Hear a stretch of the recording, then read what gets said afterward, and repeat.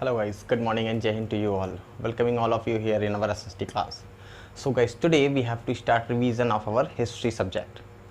And as we have completed our first chapter, that is the French Revolution, today we are going to revise this chapter. Okay, so look, when we have started this chapter, we had started with the event of 14 July. Okay, and उसके बाद हमने flashback में जाके क्या किया था, story को समझा था. बट आज हम रिवीजन स्टार्ट करने जा रहे हैं and in this class we will start from the beginning. Okay, first of all we will discuss the French society. हम स्टार्ट करेंगे फ्रेंच सोसाइटी से. लुक, जब हमने डिस्कस किया था चैप्टर को फर्स्ट टाइम तो 14 जुलाई के इवेंट को डिस्कस किया था. उसके बाद हमने आगे और पीछे के बहुत सारे इवेंट्स को इधर उधर मिक्स करके पढ़ा था. ठीक है, लेकिन आज हम जब इसको डिस्कस करने जा रहे हैं तो हम एक फ्लो में स्टार्टिंग से लेकर एंडिंग तक जाएंगे ताकि वो पूरी की पूरी फ्रेंच रेवोल्यूशन की स्टोरी आपको समझ में आ जाए कि ये रेवोल्यूशन स्टार्ट कहाँ से हुआ था, कैसे हुआ था और इसके पीछे क्या क्या रीजंस थे और इससे क्या क्या प्रॉफिट होने वाला है. So before starting this chapter again I want to tell you कि हम ये पढ़ने क्यों वाले हैं, ये चैप्टर हम क्यों पढ़ने वाले हैं. तो देखिए, इस समय प्रेजेंट टाइम में हम जो कुछ भी ह्यूमन राइट्स एंजॉय कर रहे हैं ना, right to speak, right to freedom, right to equality etcetera etcetera, इन सब की स्टार्टिंग इस रेवोल्यूशन से हुई थी. So that's why we are discussing this chapter here. Okay, that is the French Revolution. So let's start revising this chapter. So we will start the French Society 1774. 1774 क्या है पहले समझिए. सेंचुरी क्या होती है समझिए कि ये पूरी की पूरी जो स्टोरी है, जो फ्रेंच रेवोल्यूशन हुआ था, ये 18th सेंचुरी की स्टोरी है. अभी 21st सेंचुरी चल रही है. 18th सेंचुरी का मतलब क्या है कि 1700 से लेके लुक 1800 है ना, यानी इसके बीच का ये जो 1000s का टाइम था, 1000 ईयर्स का, ये 18th सेंचुरी था. और इसी के बारे में हमें पूरा डिस्कस करना है क्योंकि ये पूरी इंसिडेंट्स, ये पूरा रेवोल्यूशन जो कंप्लीट हुआ था, स्टार्ट हुआ था, फिनिश हुआ था, ये सब इसी में हुआ था. ठीक है, तो स्टार्ट करते हैं. तो देखिए 18th सेंचुरी के लेट में, मतलब लास्ट में आप कह सकते हो, लेट 18th सेंचुरी में, 18th सेंचुरी के लास्ट में देखिए 1774 है, मतलब हाफ से ज़्यादा फिनिश हो चुका है. ओके, अप्रॉक्सीमेटली 3/4 पार्ट कंप्लीट हो चुका है इस सेंचुरी का, तो हम लेट 18th सेंचुरी कह सकते हैं. तो लेट 18th सेंचुरी में 1774 की बात है. ठीक है, अप्रॉक्सीमेटली आप कह सकते हो. उस समय जो फ्रेंच सोसाइटी थी, मतलब जो फ्रांस था उस समय, वहाँ पे फ्रांस में जो लोग रहते थे वो किस तरीके से रहते थे. तो जो फ्रेंच सोसाइटी थी वो 3 पार्ट्स में डिवाइडेड थी, 1, 2 and 3. You can say this is first state, second state, third state. First state के जो लोग थे उनको क्लर्जी कहा जाता था. अब ये क्लर्जी कौन है? क्लर्जी वो पीपल हैं जो चर्च से रिलेटेड पर्सन है, मतलब चर्च के फादर हो सकते हैं, चर्च में काम करने वाला कोई पर्सन हो सकता है. All that persons which are related to the church are known as clergy. इनको बहुत इंपॉर्टेंट पर्सन माना जाता था. क्यों? क्योंकि ये गॉड के पास थे. ठीक है. Second one, nobility. अब ये नोबेलिटी का मतलब क्या है? नोबल. Noble means high. ये क्या थे? फ्रांस में उस समय जो किंग थे, किंग, क्वीन, किंग की पूरी फैमिली में आने वाले जितने भी मेंबर्स थे, all that members were known as noble persons. तो nobility group, clergy group, nobility group and third group that is known as third state. इसमें क्लर्जी दैट मीन्स चर्च से रिलेटेड सारे पर्सन्स को छोड़ के, और नोबेलिटी मतलब किंग और किंग की फैमिली को पूरे छोड़ के जो दूसरे पर्सन्स थे, like traders, peasants, workers, merchants, जितने भी दूसरे पर्सन थे वो सब थर्ड स्टेट कैटेगरी में आते थे. तो लेट 18th सेंचुरी में फ्रांस की जो कंडीशन थी, फ्रांस की जो सोसाइटी थी, वो इस 3 टाइप के पार्ट में डिवाइडेड थी. आई होप कि ये फ्रांस की सोसाइटी कैसी थी आपको समझ में आ गया होगा.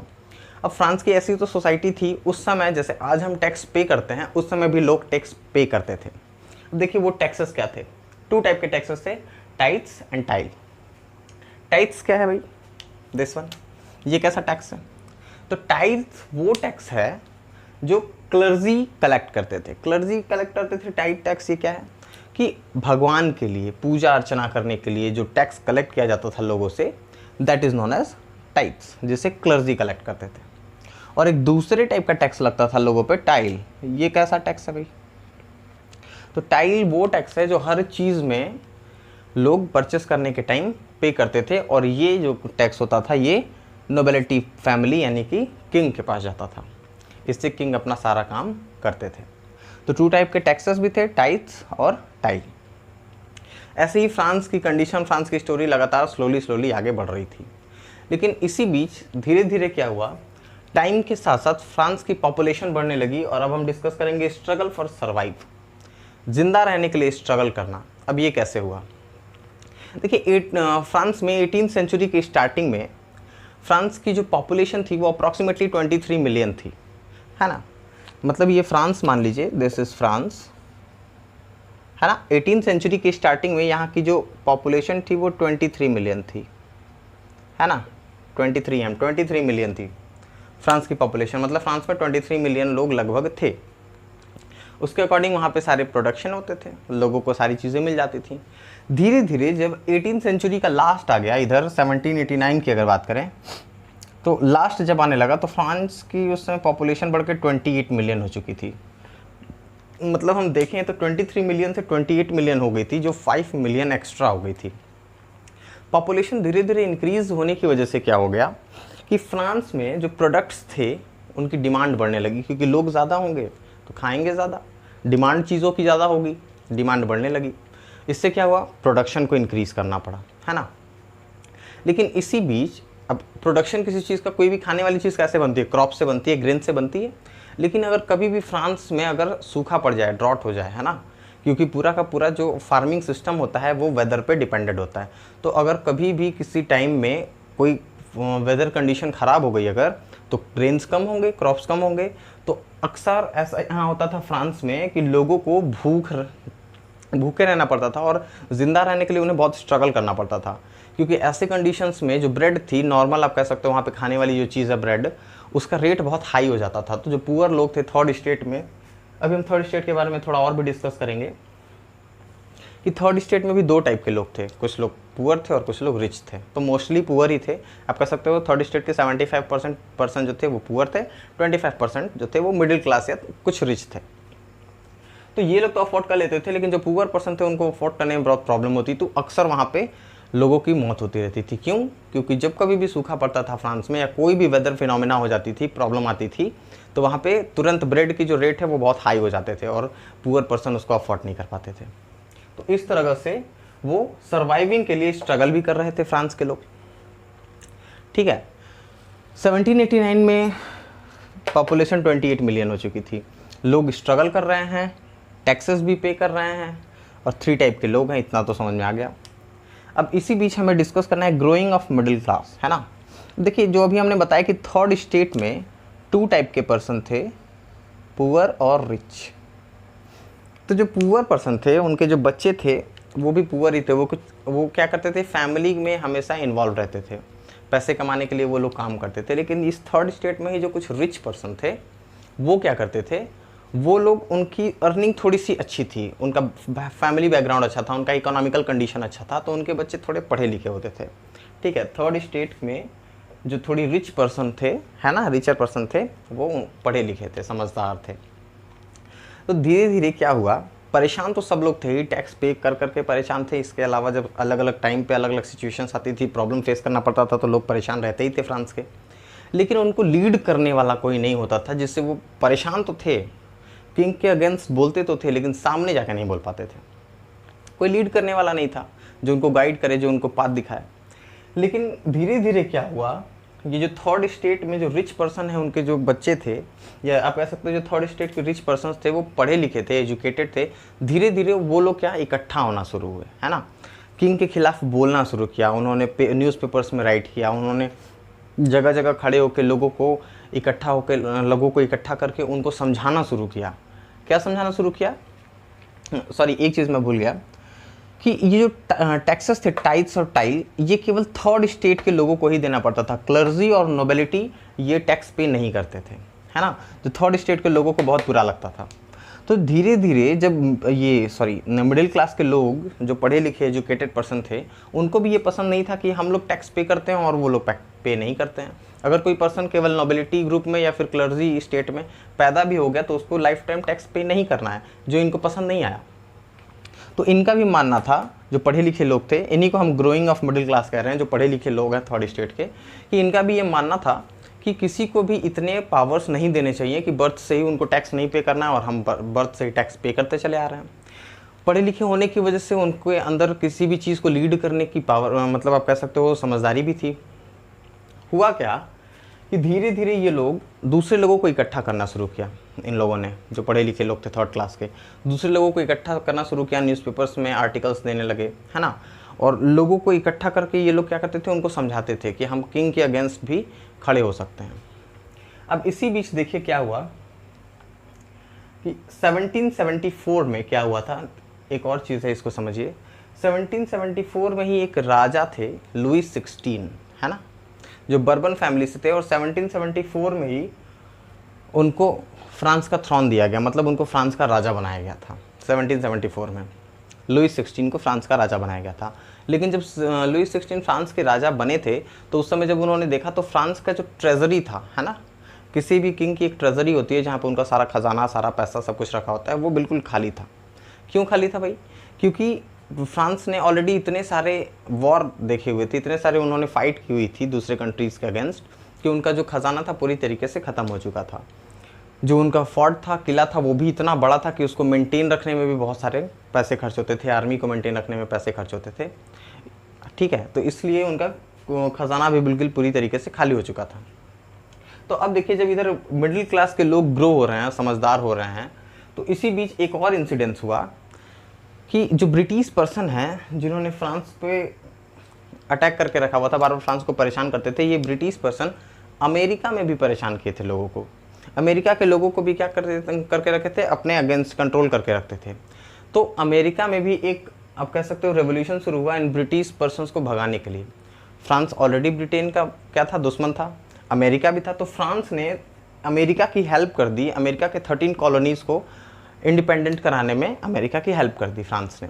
इससे क्या हुआ कि जो फ्रांस का जो आप कह सकते हो ट्रेजरी था, वो पूरी तरीके से खाली हो गया, मतलब आप कह सकते हो माइनस में चला गया, बहुत सारा डेप्ट हो गया फ्रांस के किंग पे, लुईस 16 पे। अब लुईस 16 पे जब बहुत सारा डेप्ट हो गया, तो देखिए अब उस समय, अब यहाँ पे रेवोल्यूशन की शुरुआत होने वाली है, ठीक है। जब बहुत सारा कर्ज हो गया, तो अब किसी भी पर्सन के ऊपर कर्ज हो जाएगा, किसी भी किंग के ऊपर कर्ज हो जाएगा, तो वो क्या करेगा, वो कहाँ से पैसे कलेक्ट करेगा? क्योंकि किंग के पास पैसे कलेक्ट करने का बस एकमात्र जो जरिया होता है वो होता है टैक्स। और जो टाइल के नाम पे ऑलरेडी फ्रांस के लोग किंग को पे कर रहे थे, जो बहुत ही ज़्यादा टैक्स था, क्योंकि वो ऑलरेडी टाइथ भी देते थे क्लर्जी को, तो उनको और भी फील होता था। अब इसी बीच जब किंग ने देखा कि उसकी ट्रेजरी पूरी तरीके से खाली हो चुकी है, लुईस 16 ने जब देखा कि उसकी ट्रेजरी पूरी तरीके से खाली हो चुकी है, तो लुईस 16 ने सोचा कि क्यों ना ये 3rd स्टेट के जो पीपल हैं, इनके टैक्स को और इंक्रीज़ कर दिया जाए, ताकि ट्रेजरी में ज़्यादा पैसे आएँ और चीज़ों को हैंडल करना थोड़ा ईजी हो जाए, और अपने डेप्ट को भी वो क्लियर कर सकें।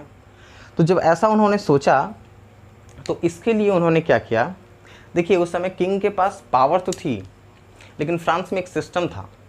फ्रांस में जो 3 अलग अलग स्टेट्स थे, किंग को ऐसा पावर नहीं था कि वो जो सोच रहा है उसको इम्प्लीमेंट करा दे, उसको डिस्कस करना पड़ता था। किससे डिस्कस करना पड़ता था? स्टेट जनरल से डिस्कस करना पड़ता था चीज़ों को। अब ये स्टेट जनरल कौन है, समझिए। ये 3 अलग अलग स्टेट्स हैं, हर एक स्टेट से कुछ पर्सन्स को रिप्रेजेंटेटिव के रूप में तैयार किया गया था कि वो हमारे रिप्रेजेंटेटिव होंगे और वही जाएंगे किंग से डिस्कशन के लिए। तो 300 पीपल क्लर्जी के पास भी थे, 300 पीपल नोबिलिटी के पास भी थे, और 3rd स्टेट से 600 रिप्रेजेंटेटिव्स थे। मतलब 300, 300 और 600 रिप्रेजेंटेटिव्स इन 3 अलग अलग स्टेट्स के थे, जिन्हें हम जनरल स्टेट्स कहते हैं, जिनसे किंग डिस्कशन किया करते थे किसी भी चीज़ को इम्प्लीमेंट कराने के लिए। तो किंग ने क्या किया, किंग ने एक असेंबली बुलाई, किसकी?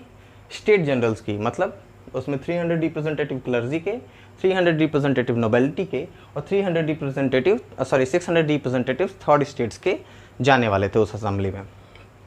जब किंग ने असेंबली बुलाई थी 5 मई 1789 को, 5 मई 1789 को जब किंग ने इन सभी लोगों की असेंबली बुलाई डिस्कशन करने के लिए, डिबेट करने के लिए, एक्चुअली वो डिबेट नहीं था, वो बस डिस्कशन था। किंग यहाँ पे किसी से राय नहीं लेते थे, बस वो बताते थे कि मुझे ये करना है और आप सब लोगों को ये बिल पास करना है, इसे इम्प्लीमेंट करवाना है। देखिए हमेशा तो यही होता था, कोई भी बिल किंग लाते थे, अपने जो भी उनके माइंड में आता था आइडिया वो सामने रखते थे असेंबली के, और वो पास हो जाता था।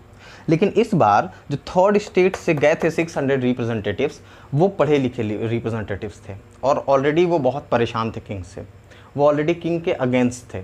तो इस बार जब किंग ने असेंबली बुलाई थी 5 मई 1789 को, तो वहाँ पे जाके जो 3rd स्टेट के 600 रिप्रेजेंटेटिव्स थे, वहाँ पे जाके उन्होंने पहले अपनी प्रॉब्लम्स को रखा किंग के सामने। अप्रॉक्सीमेटली 4000 प्रॉब्लम्स की एक लिस्ट बनाई थी उन्होंने, और वो जाके उन्होंने किंग के सामने अपनी प्रॉब्लम्स को रखा।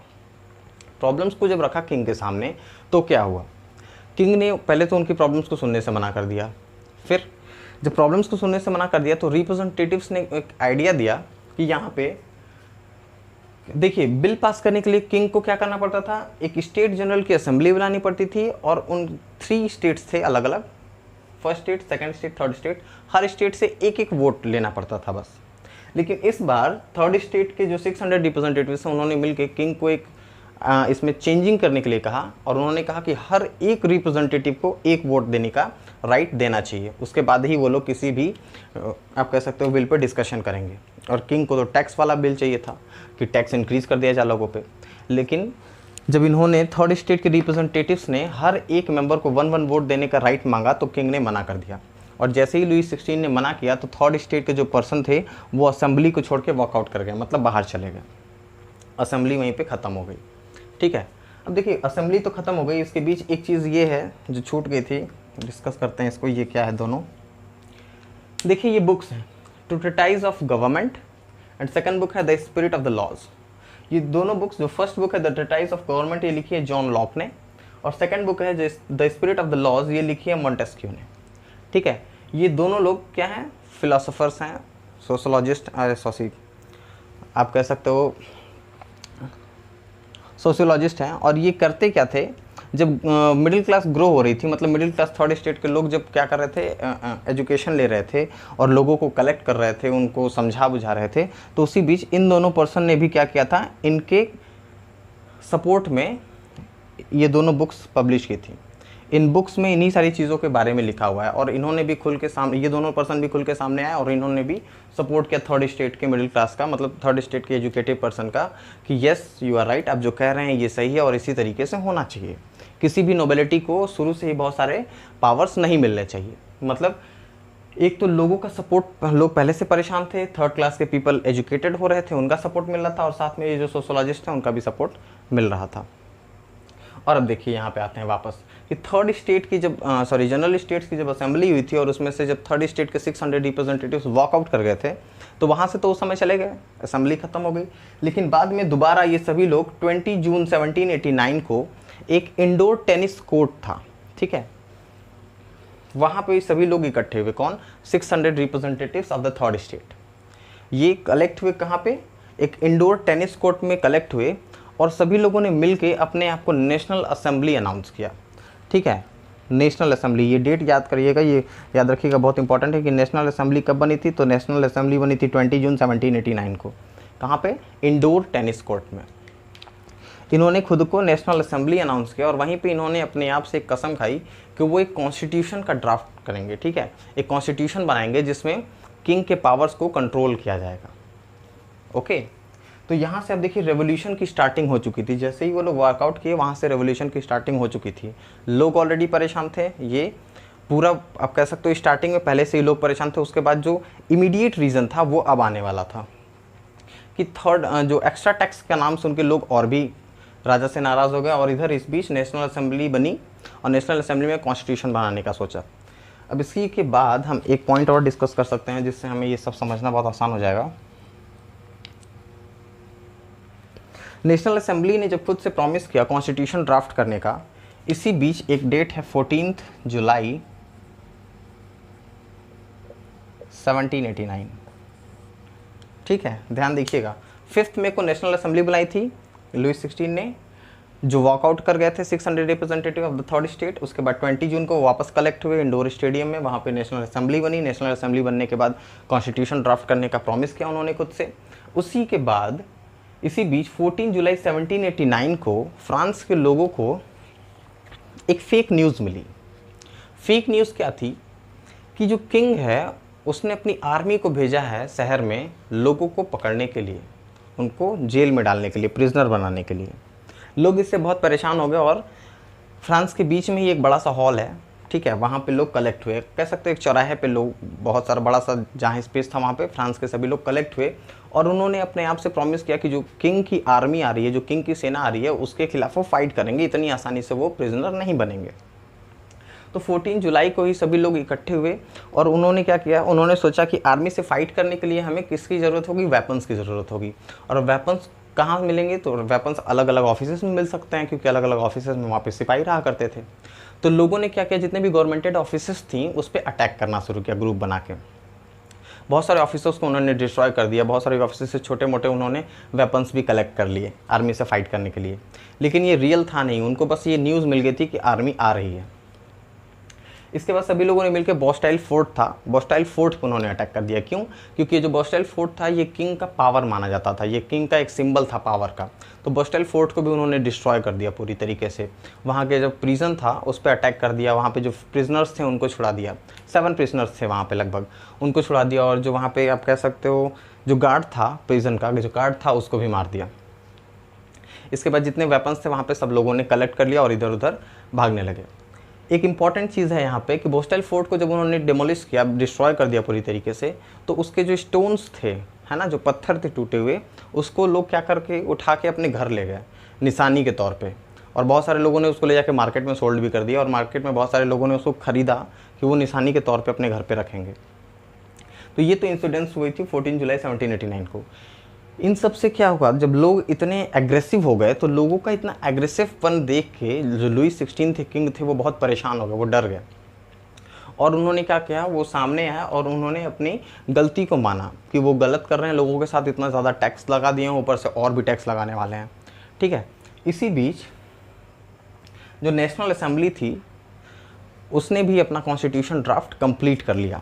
ओके, और फाइनली लुई 16 ने क्या किया, लुई 16 ने मान लिया कि ओके, अब हमारे ऊपर नेशनल असेंबली का कंट्रोल होगा और हम कॉन्स्टिट्यूशन के अकॉर्डिंग ही वर्क करेंगे।